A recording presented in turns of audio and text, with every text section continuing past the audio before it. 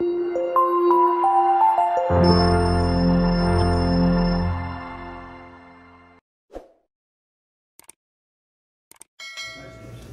everybody to our Monday night shiur special edition. Our shiur was sponsored very graciously by Tzion Chai ben Gavriel, Ilun Nishmat Aviv, Gavriel Grisha ben Onabevi, Ruach Hashem Tenichenu Began Eden. Amen. Tonight, we're going to speak about a couple of things, but everything that we speak about has to do with Inyane de Yoma. We're going to talk about mostly the maslul, the pathway of what happens if a person, number one, dies in Chutz La'aretz, he dies outside of Israel, and he specifically asks his relatives, I don't want to be buried in Israel. I want to be buried over here. And his kids that are Talmidei Chachamim, that they understand, they decide that we want to be mizakeh our father, and we want to move him from his grave that he bought over here. We're going to sell it, get rid of it, and we're going to move him to Eretz Yisrael. Are you allowed to go against your father's wishes, or anybody, any family member, but especially your father, your parents, to change his tzava'ah, to move him to Eretz Yisrael? And second question we're going to deal with, are you allowed to even live in Chutz La'aretz? Is there an issue living in Chutz La'aretz? Is there an issue, I said? Or is it stam, it's chalak, as they say? And the third issue, let's say a person died in Israel. He was visiting Israel, he died over there, they buried him there. And then his family member comes and he says, listen, he has a kever next to his family in Chutz La'aretz. I want to move him back to where he bought, next to his family. Is it better for a person, and don't answer because you think you know, answer with a source, which you don't have. Is it better to be buried in Eretz Yisrael alone, or to be buried in Chutz La'aretz next to your relatives? Is there a nafka mina? Do you feel anything different? Okay? Because we see by the Kadmonim that they were very makpid to be buried in family plots. Family plots. Especially if a husband and wife. Right? Especially husband and wife. It's very makpid. People are very makpid. How do we know? Anybody here know? Where do we see the first hakpada in the Torah? Thank you. Not even a he get that answer right away. Oh, you guys all got the answer. Avraham Avinu. Right? He bought Ma'at HaMachpelah. He said, over there I buried Sarah. I want to be buried over there too. And Yitzchak Avinu was buried there, Rivka. Today I'm going to tell you a crazy hidush in the name of the Chida HaKadosh. Something you never heard in your life. Hang on tight. Put a seatbelt and get ready. So, we all know that Avraham Avinu bought Ma'arat HaMachpelah because the Zohar HaKadosh says in Parashat Hayei Sarah that he felt there was a special Kedusha emanating from the cave. And when he went in over there, who did he find buried over there? Anybody know? Adam Harishon. The first man is buried in Ma'arat HaMachpelah. Today, when you go to Ma'arat HaMachpelah, question for you guys, could Kohanim visit Ma'arat HaMachpelah? Yes or no? Yes. Are Kohanim allowed to be metamet metim? But it's double K. I'm asking you. Oh no, they're not considered. They're not considered metim. Yeah, they're not. But tell me yes or no. You're giving me a swear. Yes or no? Kohanim could go there? Easy, you're saying. Huh? It is machloket, by the way. Ashkenaz, the Chachmei Ashkenazim, like the Tzitz Eliezer and all the poskim, they say no. They're not allowed to go to the Ma'arat HaMachpelah or to Kever Rachel. How about Nazir? A Nazir? It would be the same thing, obviously. But that's a higher Okay. level than... All right, don't bring over here something else over here. Why are you hitting me with the left ball? I'm asking. All right? You can ask, by the way. No problem. The answer is a problem. Tzarich Chiyuv. Right? But the Rabbeinu Ovadia Yosef and other Sephardi poskim says that when who built Ma'arat HaMachpelah? You guys ever been there in Hebron? So many times I've been in Israel, I don't have the guts to go to Hebron. Why? When I was a kid, I saw a video of 3 Hasidic boys They went inside Hebron and they ended up in the Arab section. These kids were so lynched, they almost killed them on the spot. There was an Arab guy. Who knows, maybe he's some nitzots from a Jew. He hid them in their house and he saved their life. It was a sakran. Ever since I saw that, I said I don't want to come close to Hebron. And you guys also know there was the Hebron massacre, right? After World War I, the Arabs got a bzik in their head. Why? You guys know why? Till World War I, the Ottomanim, the Turks controlled Israel. After World War I, who controlled Israel? The Brits. Who's more anti-Semitic? I don't know. But the Brits controlled it, and how you say, the Jews had a bit more harvacha, so the Arabs wanted to take, to take out their atzabim on the Jews, and on one day in Hebron, they massacred a whole yeshiva, the Hebron yeshiva, and many women and children were killed in Hebron. And that's how the Hebron yeshiva, by the way, ended up where? In Yerushalayim. If you go to Yerushalayim, one of the famous yeshivas is Hebron. What is Hebron doing in Yerushalayim? After the massacre of the Hebron yeshiva, after World War I, they moved the yeshiva to Yerushalayim. And they never moved back. Who lives in Hebron right now? Chabadnikim. Chabadnikim and Kippot Srugot, Dati Leumis.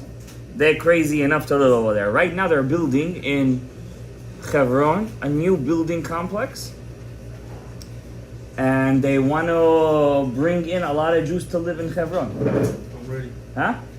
The one apartment is starting 2.6 million shekels. You ready? One bedroom. You ready? Okay. Let me know when you're. Buying everybody. Say I'm ready, but the money is in the bank's pockets. So Herod, who built Ma'at HaMachpelah, if you ever go there, the building is magnificent. It's literally a magnificent building. It's a Herodian building. Herod was a master. You listening? Herod was a master architect. He was not a Jew. He wasn't born a Jew. Actually, he kind of was born a Jew. His father was a forced Edomite convert, Antipater.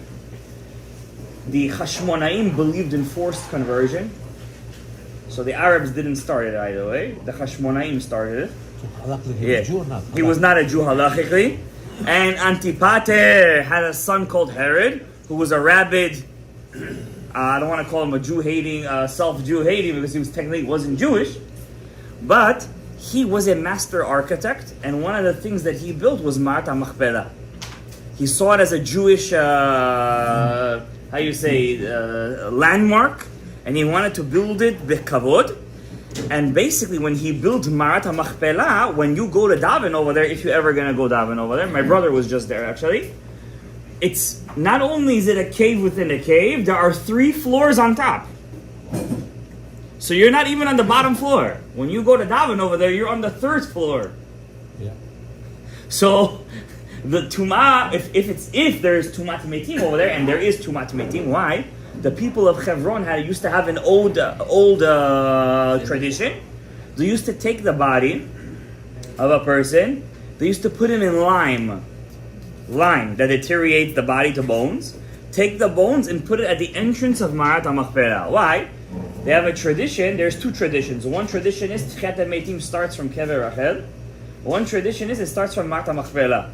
So they say when the avot are going to get up, they're going to step on those bones of their deceased and they're going to wake them up. So even though you say that the avot don't have tumat metim, but there's plenty of bones over there, mizmanei kadmonim. Okay, but since it's a floor within a floor within a floor, so according to many Sephardi poskim, there's no issue. And Rav Mordechai Eliyahu ruled like this openly that Kohanim are allowed to visit 2 places. Ma'arat HaMachpelah and Kever Rachel. So we see, Klal Yisrael, when I came to Israel, I was there a couple of weeks ago. First place I went to visit, usually I go to visit the Kotel HaMaravi first, but my wife really wanted to go visit Kever Rachel first. And the Kedusha of Kever Rachel is so strong, it's almost as, it opens your heart as the Kotel HaMaravi. Almost opens your heart as much as the Kotel HaMaravi. Mamash, we go over there, and it's packed over there, packed. You go there to Kever Rachel all times of the day, the tomb of Rachel, our mother, always packed, people over there davening, especially for zivugim. Rachel mevaka al baneh. So the question we want to deal with today, is it permissible to leave Eretz Yisrael? Let's say you were born there. Are you allowed to even leave Israel? If yes, for what reason? We know. Can anybody here tell me? To get married. Huh? For yeshiva, you're saying. But can anybody here tell me which rabbi, a very big rabbi, was very against anybody who went to Israel? He's not allowed to leave. Wow. You guys are on fire today. The Lubavitcher Rebbe had a very distinct mahalach, and he held, for some reason, I never saw his tshuva inside, that a person who goes to Israel is never allowed to leave. This was his this was his opinion, which is interesting because his father-in-law visited Israel years in the early 1900s, and he visited it and he left. Also, other big Chabad Admorim used to send people over there, and they used to leave. Why did the Lubavitcher Rebbe feel, the seventh one, Rav Shalom, why did he feel that when you go there, you're not allowed to come back? It's a very big tema. Many poskim ask the question, because all the poskim say there are reasons where you could leave Eretz Yisrael. Maybe the biggest proof that you could leave Eretz Yisrael is that we have proof inside the Gemara that many Chachamim used to leave Eretz Yisrael to go to Bavel, to what? To say? To learn Torah. Even though there was yeshivas in Israel, there was yeshivot in Israel, but they felt that the academies in Pumpadita and Neharda'ah were at a higher caliber, especially learning under Abaye and Rava, and they were called the ones who got up, and there were some rabbis, like Ravin, he used to take the halachot back and forth. Rachmin. He used to take halachot. That was his job. There was no text messages back then. There was a rabbi. His job was, he used to take the halachot from one yeshiva and bring it, Gavril, to the next yeshiva. And then he would take the halachot from this yeshiva and bring it to the next yeshiva. So we see from here, very openly, that if you have Torah, a reason to learn Torah, even, says the Gemara, like Rabbi Yosef, it's in Masechet, doesn't bring the Masechet over here, but I think it's Ketuvot, that if you have a reason to learn Torah, even if you have a Rebbe in Israel, but you have a different Rebbe somewhere else, you could leave Eretz Yisrael to go learn Torah. Openly it says over there. What's another reason you could leave Eretz Yisrael? The Gemara says, Im tzarich lelech sham lisa isha, to get married. If you can't find your zivug in Eretz Yisrael, happens. Buvayit. Yeah.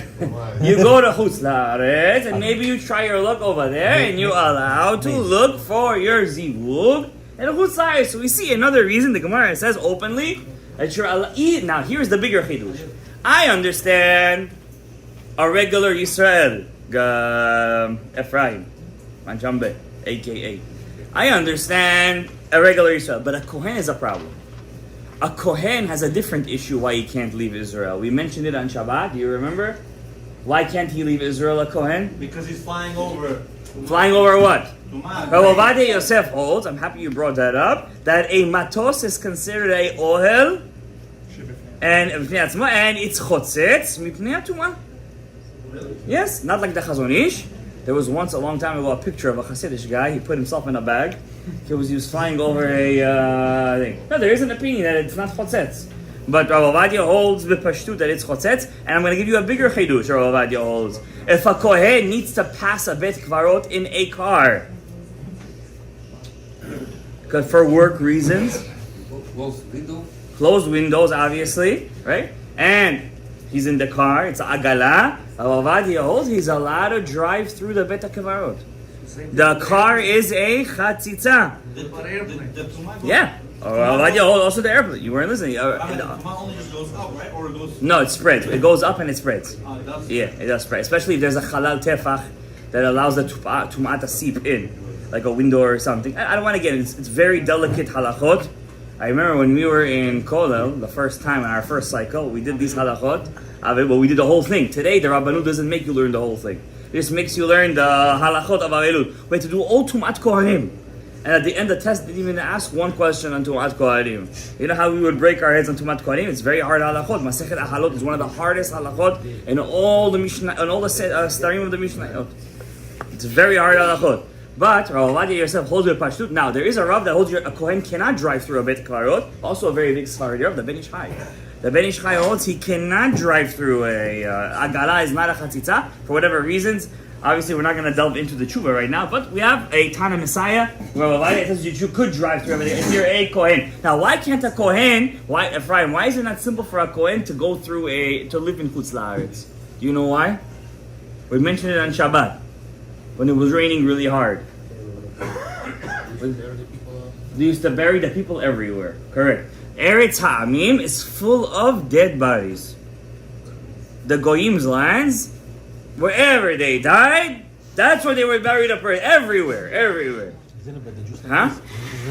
Even though by Jews it's like this, since we were careful b'tumat kohanim, they would be very careful. Even a mit mitzvah, you're allowed to move a mit mitzvah to a bet kvarot, right? Even though it's koneh mikumo, right? Let's say you see a dead guy buried in the middle of the road. You're not allowed to bury him over there. Why? He's a sakana for the ovrim v'shavim. You have to move him. Don't bring the story of Rabbi Akiva right now. Over there, it's a totally different thing. He moved the met in a different place. It was the beginning of his learning. I don't want to get into it right now. Rav Chaim Vital brings that down. I don't want to bring it down right now, okay? Huh? The met is muktzah on Shabbat, correct.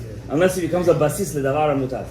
Okay? So, the Kohen is not allowed to live in Chutz. That means a Kohen has such a high kedusha that it's a sakana. It's a sakanat of halacha. He's going over halacha if he lives in Chutz La'aretz. However, could you guys give me a reason why a Kohen should be allowed to live in Chutz La'aretz? There's no Kohanim here today. I was wishing the Kohen was here right now. Huh? Oh, huh? Oh, there is a Kohen here today. Shalom Aleichem. Why was there a reason, or Rav Ovadia brings down that a Kohen should be... First of all, there's the halacha. Again. Huh? Rav Levi too. Oh yeah, we're jam packed today. Oh, you're a Levi? Yeah. Very nice. 6 days. How? I mean, it's a very pashut reason, guys. Why is a Kohen allowed to live in Chutz La'aretz today to Isa Isha, to learn Torah? Huh? This Gemara doesn't bring down Parnasa. It's a different Gemara. Masechet Smachot, I believe. But this Gemara doesn't bring down Parnasa. Why? A person should believe his Parnasa could come in any place. Alright? But that's the Gemara. Don't hold me by the word, right? I believe in that too. Sion, what do you think? What? We're talking about halacha over here. And you're not even giving me one pshat over here. Alright, give me something. Why do you think a Kohen should be allowed to live in Chutz La'aretz? Give me a pshatika reason. It's not so hard, guys. Huh? So what? Goyim have no tumat met. What do you guys say? Do Goyim have tumat met? Not the same as a Yid. Not the same as... According to Rabbi Shimon, they have no tumah whatsoever. Atem kiruim adam, ve'en hagoyim, ve'en hem kiruim adam. But according to, I believe, Rabban Gamliel, or Rabbi Yehuda, one or the other, they do have tumah, but not what? They're missing what kind of tumah? Tumat ha'ohel. That means only if you touch a goy is metameyu.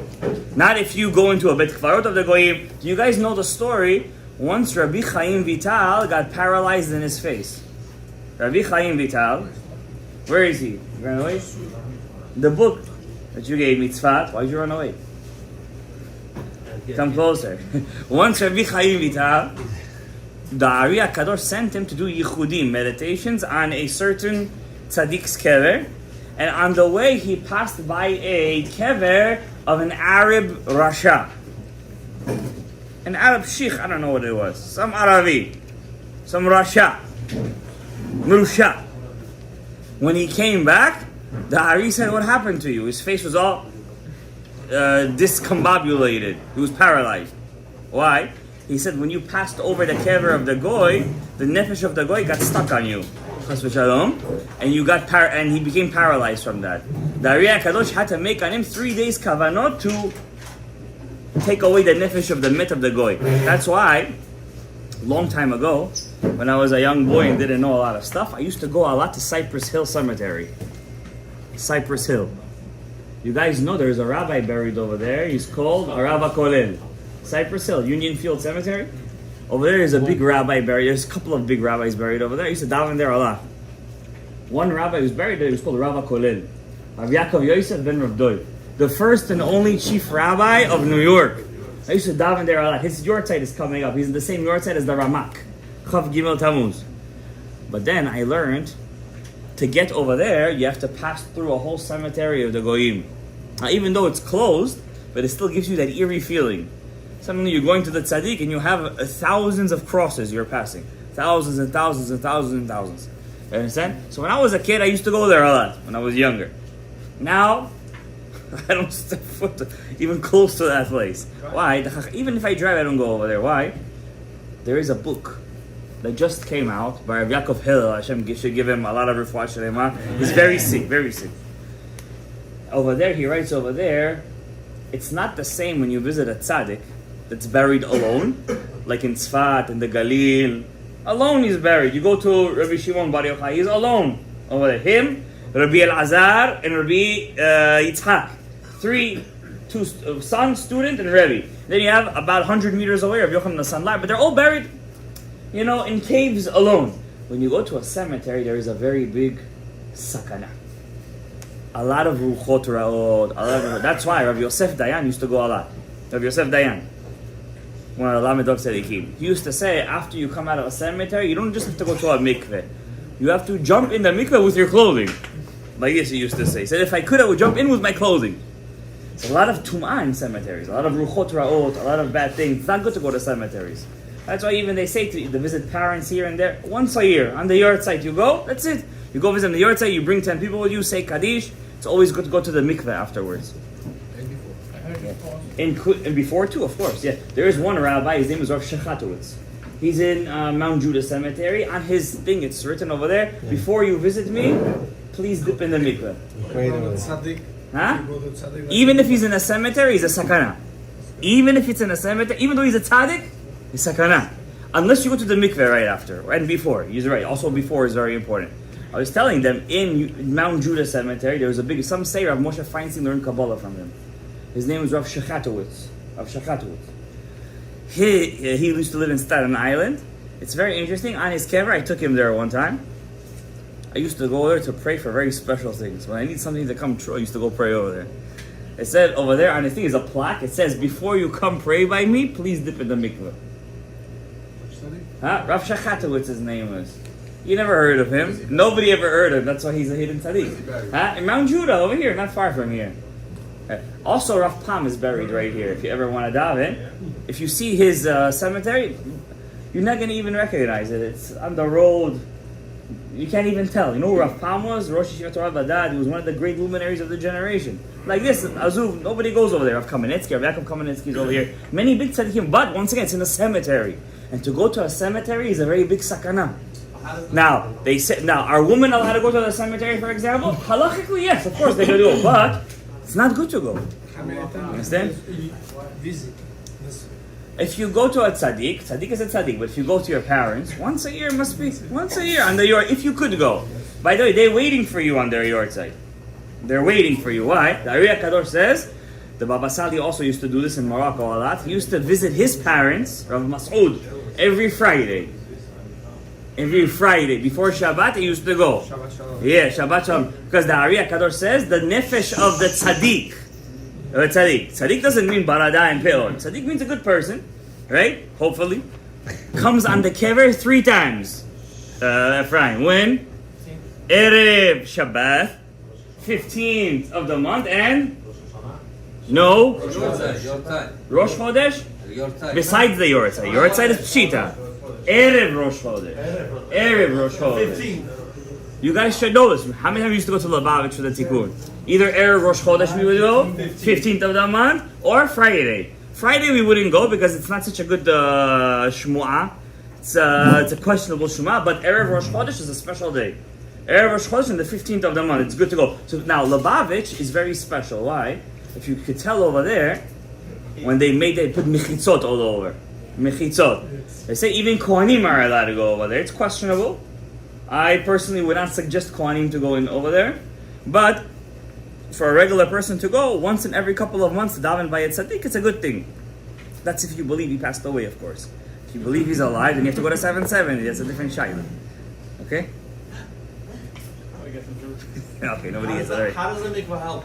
Now, I don't want to get into it, but the mikveh, basically, if you guys ever remember learning, mikveh is koach habina. Correct. Bina. They have keter, chokhmah, bina, za, and nuk, right? So, mikveh is bina. What's special about the world of bina? It's also called Eretz Edom. Why is it called Eretz Edom? Shekol dinin mitarin mineh. It's the source of all dinim. So when you want to cancel din, where do you go to? To the bina. And what's the bina in this world? One of the revelations of bina, the mikveh. What's another revelation for extra credit? Another revelation of the bina. I'm not giving you a hint. Your wife is the malchut, habibi. Is this the bima? Huh? The bima is the bina.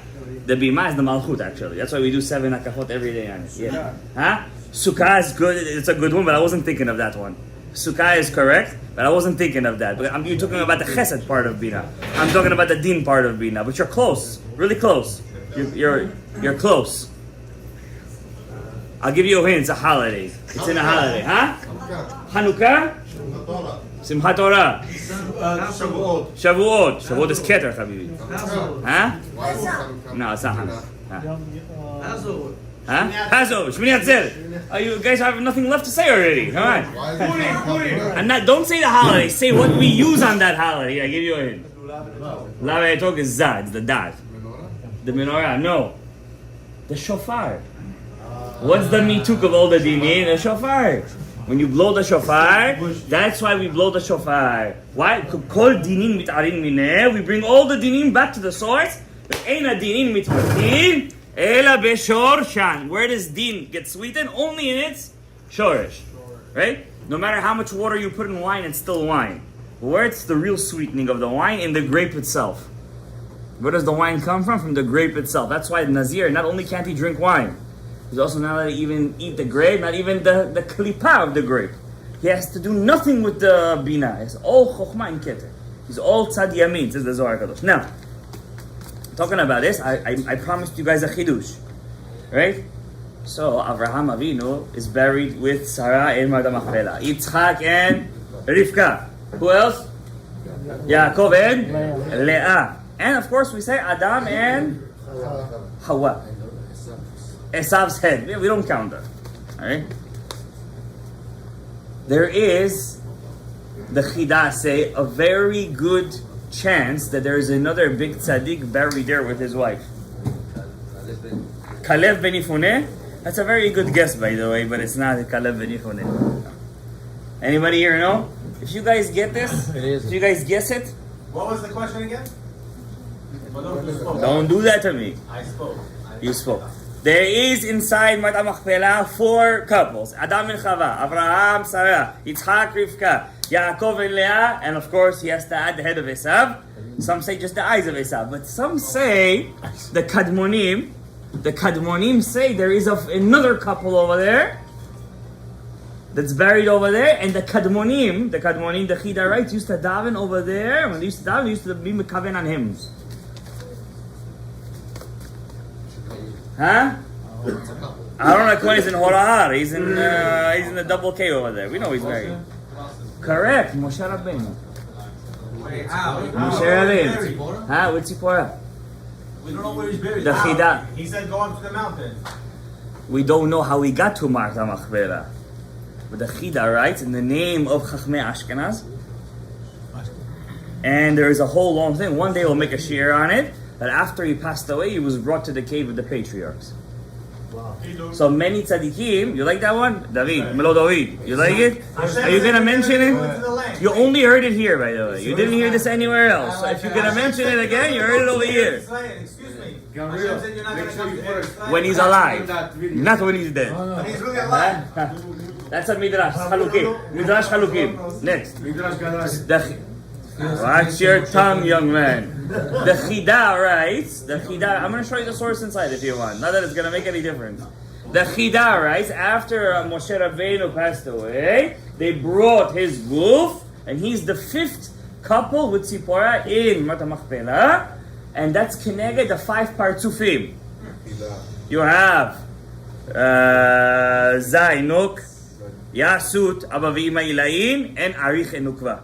You have the Keter, the spitz of the Yud, that's Moshe and Tzipporah. That's from the Chidah, it's not my words. And I heard it recently, I wouldn't dare repeat it, because I saw this a long time ago. If not for Rav Ovadia Yosef saying this himself. Not Rav Ovadia, his grandson. The son of Rav Yaakov Yosef, very big Talmid Chacham, by the way, one of the biggest, if you ask me. He mentioned this in his shiur before Chag Shavuot. I like listening to him. And by the way, he likes Techelet too. He wears it. So, Tana Messiah to you. So, he said he brings down this Chidah. He mentions it because he mentioned it. I'm mentioning it to you guys. So, next time you guys go to Hebron, if you ever go, also be Mekaven to Moshe and Tzipporah, the fifth couple. Okay? Now, I want to deal with one question over here and we're going to call it a night. We're talking a lot about burials, this, that, Eretz Yisrael, Inyanei Diyoma. Says Rav Ovadia in Chelek Vav of Yabia Omer. Siman Lamed Aleph. If a person dies in Eretz Yisrael and she was buried in Israel, and then her family member comes, or his family member comes and says, I want to come and move the body to her kever, in Chutz La'aretz, next to her parents, next to her family. Do we listen to her? Yes or no? And don't say, you say, yes, we do listen to her. Oh, I like it. Some variation. She asked to be Oh, when she was alive, she mentioned she would like to be buried next to her family, but she never wrote it on a will. You respect her. Do you respect her? Wishes. You respect That's what I'm asking you. You respect her. Huh? Yeah, it's verbal, it's not written. Yeah, still. And we're taking the word of her sister or family member. Yeah, we respect the men. But You're saying we respect them. Okay, I like it. The Zohar says you're not allowed to be buried in Eretz Yisrael if you lived in Chutz La'aretz. It's correct, yeah. You're not allowed to bring dead body. What are you doing? What does the Zohar say? What, you all your life you lived with kaif in Chutz La'aretz, low mortgage rates, fixed mortgage rates, low inflation. Sounds like a murder. You know that's what I'm talking about. And suddenly you come in your lifetime, in your death, to be buried. Oh, now you remembered me. That's what the Zohar says. That's what the Zohar says. But we have a Yerushalmi, the Jerusalemite Talmud, that says something a bit different. Let's see what Rav Ovadia Yosef says, alright? So we have three things to consider really quick. Ephraim, bear with me over here. You're bearing with me? Oh, you're looking through there, okay. Bear with me over here. We're so used to the screen. We need to see it through the screen too, even though it's live. Yeah. Number one, are you allowed to take somebody out of the grave? Stam. for certain reasons, not all. Could you bring me a proof from the Tanakh where somebody was very upset that he was moved from his grave? What's the name? He said it already. Shmuel Hanavi, Lama hirgastani alo. Why did you awaken me from my slumber? Even though it was spiritual, even that spiritual was scary for him. Anybody here can tell me really quick why was it scary for him? He thought that it was Yom Adin Gadol. That's Yom Adin Gadol. Anybody here knows what Yom Adin Gadol is? Translated as what? Yom Adin Gadol? The great day of judgment. Before Mashiach, after Mashiach, before Olam Haba, after Olam I Haba. would think before Mashiach. Incorrect. Yom Adin Gadol happens after Biat HaMashiach Tzidkenu, right before Tchiyat HaMetim. That's when it's Gemara Masechet Avodah Zarah. I think Dav Gimel, Dav Dalal over there, he talks about Yom Adin Gadol. Rav Chaim Vital talks about it a lot in Sefer HaChezionot. It's something that's written also in the Gemara with Shmuel HaNavi. It says Shmuel HaNavi brought Moshe Rabbeinu as his witness that said that to say that I did everything written inside the Torah. So Yom Adin Gadol is something that even Shmuel HaNavi is afraid of. Okay, so from here we see that it's not good to move the Met. There's another story. I told you guys this story. You guys forgot, obviously, unless you guys prove me wrong, which I want to be proved wrong. Which rabbi that wrote a song was moved from his grave, and everybody died that year? I said a song, not a Torah. Huh? No, Shlomo Gadaev. No. 42. I don't know what that means. I know Anabakoah. That's not Rabbi Nichonia ben Akaneh. No, not him. Come on, guys. Rabbi Yosef Jikati. Where is Jikati today? He's not here today. Come on. Not Lachadodi. No. But do you guys know how Lachadodi passed away? He was killed by an Arab. Legend says he was killed by an Arab. He was assassinated by an Arab. Huh? Rav Shimon Lavi. Bar Yochaim Shaved Ashrecha Hashem Insasu Mechaverecha. I told you guys this. Come on, guys. Before Mincha Shvat Zra'avad Ravim. You guys gotta remember those shiurim. Those shiurim come from Arich, huh? It's not recorded, yeah, mamash. Sure. So Rav Shimon Lavi died in where? Libya. He was moved from his grave because there was a issue with flooding, and everybody who moved his grave that year died. He wrote the song Bar Yochai. He never saw the works of the Ari Kadosh, but many of his chidushim in Keteb Paz deal with chidushim amitiyim. His song Bar Yochai is the song of Rabbi Shimon Bar Yochai. Okay, so it's not good to move somebody from the kever. It's not good to wake him up, to wake him from his slumber. Number two, I'm sorry. How about if somebody got buried in Israel, right? But he lived in Chutz La'aretz, could we move him based on the Zohar that says, why should he live over here? All of his life he was kaifavat over here. He had a good life over here, and suddenly he comes here. Get out of here. We don't want to keep him over here. Number three, right? When do we listen to the Met? Oh, Adia writes. Let's say the Met says, I want to be buried in Chutz La'aretz, but he died in Israel. Do we listen to the Met or we don't listen to the Met? When do we listen? When do we not listen? Really quick, because we're on... We don't listen to it. We don't listen to him, you say. You're taking out your sword and your taneh besakina harifa. We don't listen to him. Okay. First of all, what's the source? Is Masechet Moed Katan Yerushalmi.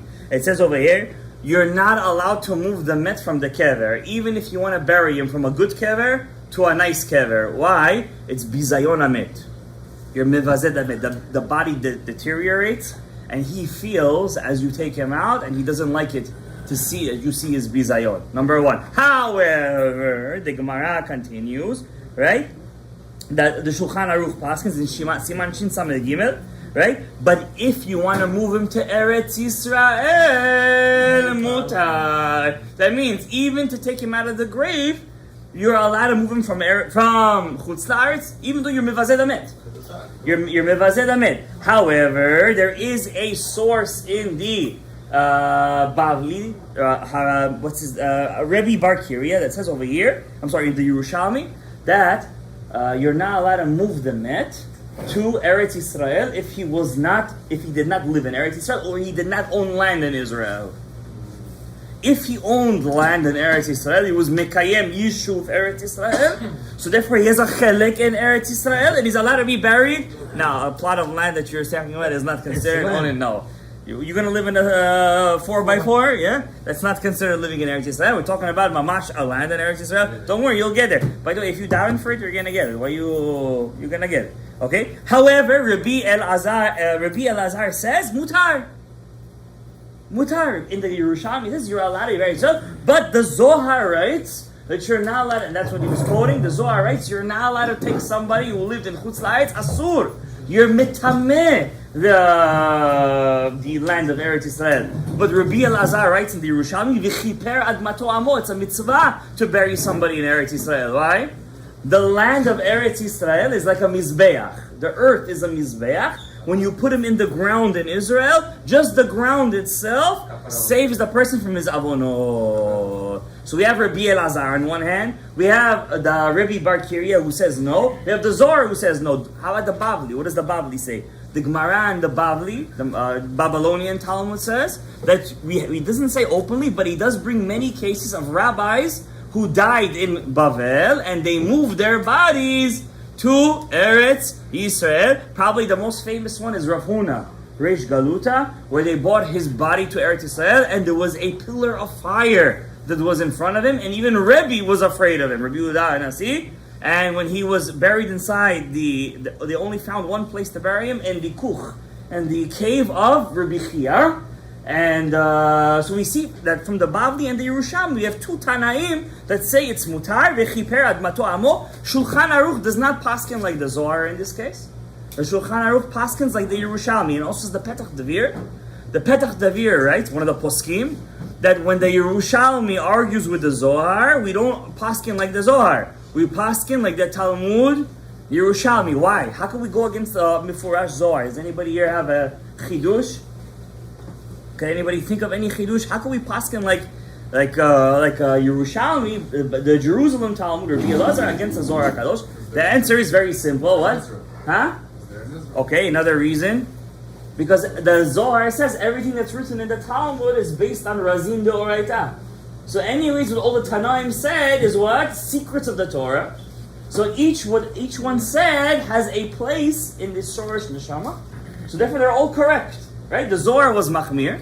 The Zohar was very Machmir, but we have two big sources that say it's okay, 2 verses 1.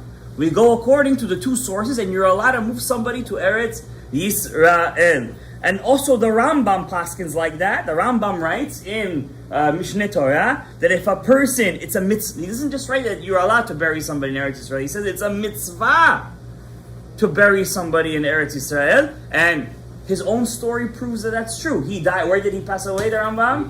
In Fostat, next to Cairo, Kahir. And they moved his body to where? Tiberia. That's where they moved his body. It's a famous story. At one time, when they were moving his body, first they buried him in Fostat. When they moved his body, they took him out of the grave, they left a finger in Fostat, and he came back in a dream to one of his descendants, and I left a piece of me over there, please bring it back. It's a famous story. It's brought down in Rav Yosef Sambari. Over here. He was a Jewish historian, also Egyptian he was, so it's Makom Samcha. Okay, and now here's the question: how about if a rabbi, he's a Talmid Chacham, he says, I don't want to be buried in Eretz Yisrael. I want to be buried in Chutz La'aretz. But his descendants say, we want to move him to Eretz Yisrael. Do we listen to the rabbi? I think he knows the Yerushalmi and stuff, right? Do we listen to him or do we not listen to him? Do we listen to the rabbi or no? The Mahar al-Nach, the Ravadi brings down the Mahar al-Nach, one of the poskim. He says, even if a person is a rabbi, and he says explicitly, I want to be buried in Chutz La'aretz, but his kids want to bring him to Eretz Yisrael, that he should have a kapara, we don't listen even if he's a rabbi. We don't listen to the Met. Where is he? Somebody said we have to listen to the Met. He ran away. Even if he's a Rav, if he has a Tzurba Mirabanan, we take his body from Chutz La'aretz and we move him to Eretz Yisrael. Why? What do we say? What's the svara? If he would know the kapara he's getting by being in the earth of Eretz Yisrael, he would not have said what he said. We have an interesting halacha also. If a father and son were in Jangi, father and son, and the father said to his son, don't say on me Kaddish. I don't want to hear your Kaddish. I don't want to hear you. I don't want to know you. And the father dies. Does the son listen to the father? Kibud avayim, tzavat amet. Rav Yosef. No, there's a poskim over here. Rav Yosef says we do not listen to the father because if the father would know what to'elet he has by the Kaddish, he would not have said what he said. Now, another thing over here, it says, the Maharashdam says, and the Radbaz, all these poskim say that when even the Zohar, this is the Shevet HaLevi, the Shevet HaLevi writes, the Zohar, when the Zohar says you're not allowed to bury somebody in Eretz Yisrael, if he died in Chutz La'aretz, it's talking about a specific person. Who? Those people who hated Eretz Yisrael, like the Meraglim. Those people who hated Eretz Yisrael, when they died, that's what the Zohar says, you're not allowed to move them to Israel. But any regular person who had Jilania, as they say, he wanted to feel the Kiddusha, we're allowed to move him. That's a pshat in the Yerushalmi and in the Zohar. Okay? So in our case, where a woman died in Chutz La'aretz, even if she said to her sister or to her family, I want to be moved to my parents' thing, but she died and we already buried her. Do we move her? The Pashtut Rabbeinu Ovadia says you're not allowed to move her, and it's bizayon amit. You're mevazeh the mit. I hope you guys enjoyed this halachic discourse. One question. Yes. What about we say that about the dead people, it's mitzvah? What about if moved to Israel, it's mitzvah? If a person moves to Israel, it's a big machloket in the galut. I'll tell you why. The Gemara Masechet Ketuvot. I'm going to explain to you. It's not in Judaism, we don't have yes or no answers. Everything is a story for us. Everything has to be 7-8 pages at least. Alright? I'm going to answer you. First of all, of course it's a mitzvah. Of course it's a mitzvah. Even if you go to Israel right now and you buy a small piece of land, you're mikayem mitzvah yeshuva haaretz. The halacha is you're even allowed to sign a contract on Shabbat to buy a land from a goy in Israel. That's what kind of big mitzvah it is. Of course, with your left hand, or do it some other way. But shvut to shvut. But that's how big of a mitzvah it is to buy a land in Eretz Yisrael. However, not everybody has the mazal that Israel calls him. Why? Israel is not like America. Israel land is alive. It's alive. It spits you out. It's not my words. The Torah says, Kasher ka'ai tagoy hazeh. It says that Israel has a special power. If it feels that he doesn't want you, he spits you out. You need the zechut to be called back in. Not everybody has that zechut. To have that zechut, you need a lot of tefillot. You need a lot of mitzvot. You need a lot of tzedakah. And it's even a bigger zechut, not even, but it's a zechut also to be buried in Eretz Yisrael. You know, in Eretz Yisrael, I was there for, I don't know, a week and something. It's really a different lifestyle than here. Mamash, it's different over there. They really live in different emunah than us. You know, I drove to the north. I told you guys this. I went to the Tzafon, Tveria, Tzfat. In the middle of the way, my GPS shows I'm in Lebanon. They jammed all the GPSs over there because of the war. I go to the north. First of all, I told you guys already that I almost got a heart attack on the way over there. But we went over there. Chazdei Hashem, we made it. I can tell you, I never davened like that by Rabbi Meir Balanes. I davened so hard over there, even more than in the Kotel in Kever Rachel Imeinu. When I got over there, all the stores in the north empty. Tveria empty. Tzfat empty. I went to the Tzadikim, empty. Why? War. People left. You know, we over here we're very spoiled. You know, one attack over here in the neighborhood, we're all shaking like this. What's going on? Where's the shmira? Where's this? Over there, it's regular life. You understand? So first of all, before we go there, you have to work on your emunah. If you don't have strong emunah, how are you gonna go over there, right? Second of all, I'll tell you one small story. I'm gonna end with this. I'm happy you asked this question because yesterday was the yortzeit of Rav Yisrael Sokolov. I don't know, you guys ever heard of him, Rav Yisrael Sokolov? He was a student of Rav Gaon Mevilna, and he was sent to Israel in the 19th century to buy land over there. Talmidei Agra. Rav Yisrael Sokolov, his yortzeit was Sunday. He writes, either it was him or the Hasidic Rebbe who went up with him. He had some students that went up with him. Now, back then, in the 1800s, you know what it was to move to Israel? First of all, you would go by ship. Second of all, no parnasa over there. Zero parnasa. They were all living on tzedakah. Third of all, if even you had a little bit parnasa, Arabs would come take it away from you. A lot of sakar. They really put their roots in Israel, like they really, I say, cheref nafsham. They put their neshama there. So one time he was in Israel, and his student comes up to him. Either it was him or the Hasidic Rebbe. I forgot his name. He said to him, Rebbe, I don't want to live in Israel anymore. I said, why? I don't know. I feel like such a yetzer hara over here. Everything I feel over here, I want to do all the averot in the world. This is Isha. How many years ago? I'm talking about 150 years ago. The Rebbe said, when I was in Chutz La'aretz I lived, I had no yetzer hara. I was a tzaddik. I want to go back to, I don't know where it was, Russia, Minsk, Pinsk, Lithuania, I don't know where it was. So he told him, you're a fool. He says, why? He said, when you lived in Russia, you also had those yetzer haras, but you had so much ga'ava you didn't know.